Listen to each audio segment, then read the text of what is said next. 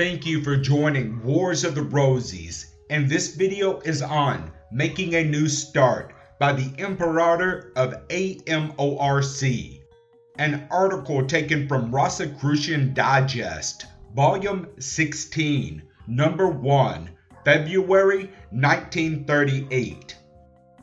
The Thought of the Month, Making a New Start by the Imperator AMORC.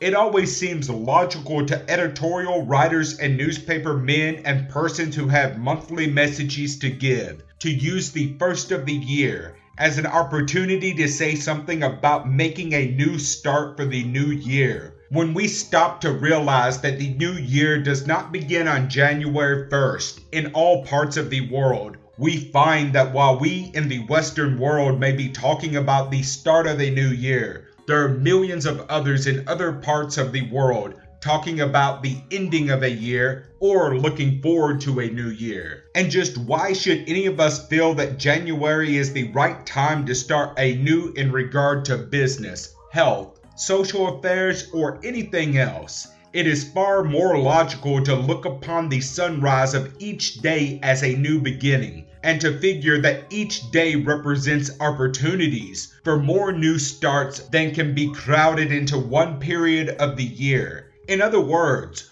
we have 365 new starts or new beginnings each year, instead of the few we thought of on New Year's Day or can think of on this February day. And it is never too late at 10 o'clock in the morning or at noontime or late in the evening to make a new start in any direction. In the first place, we do not make a new start unless what we have been doing has been wrong or unfortunate or unsatisfactory. And we do not make a new start unless there is some special opportunity that affords us all the advantages of beginning something that we have wanted to do or should do. Why then should we think that any one day in the year is any more important in this regard than any other? There is no day in the year in which we cannot find errors in our procedure, mistakes in our conceptions, failures in some of our plans, and weaknesses in our separate scheme of things.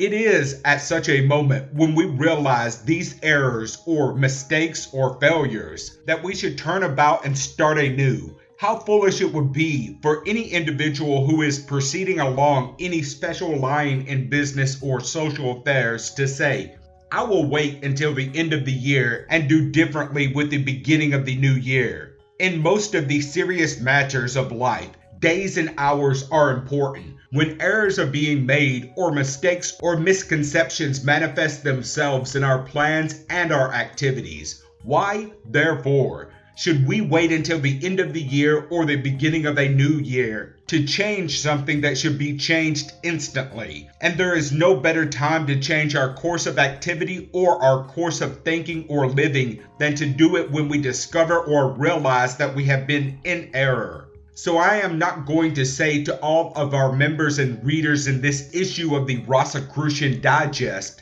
that I hope each member has made a new start and a new beginning for 1938. But I will say more sincerely that I hope that the coming 12 months will prove even more happy and more successful than the past year, and that each one will take advantage of the opportunities that lie ahead to make such improvements or changes as will afford every opportunity for individual abilities and powers to make the best of manifestations. By the time this issue of the Rosicrucian Digest reaches most of you, the year of 1938 will have made a good start, and you will have had enough days in the new year to determine what your course and plan will be. But even the captain of a good ship will change the course of that ship after it has been underway for some time if he finds it advantageous or a benefit. Perhaps the most important thing that most of us should change at any time in the year and any time in the century is our course of thinking about the resulting course of procedure in our living. There is another great change all of us can always afford to make, and that is to determine that we shall apply and use our God-given abilities and faculties to the very best advantage.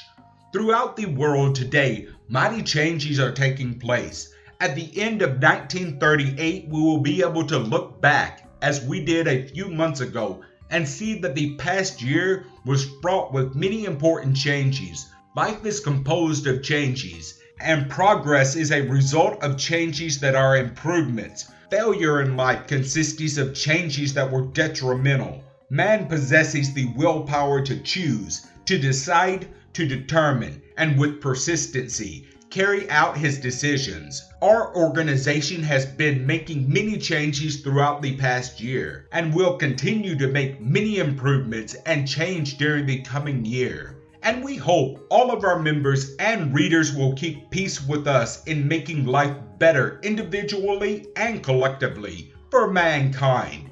A careful study and analysis of the teachings and lessons that go forward to our members each week will enable them gradually to remold their lives and rearrange their courses in life to their greater happiness, prosperity, and health. We bear within us the epitome of the whole history of worlds. He who should strive to receive those memories would be the master of life and death. He would have nothing more to learn. Master Link. Thank you for watching, and please don't forget to share, like, subscribe, and comment. And if you can, please consider donating to Wars of the Rosies. Links to PayPal and Patreon are in the description. Thank you so very much.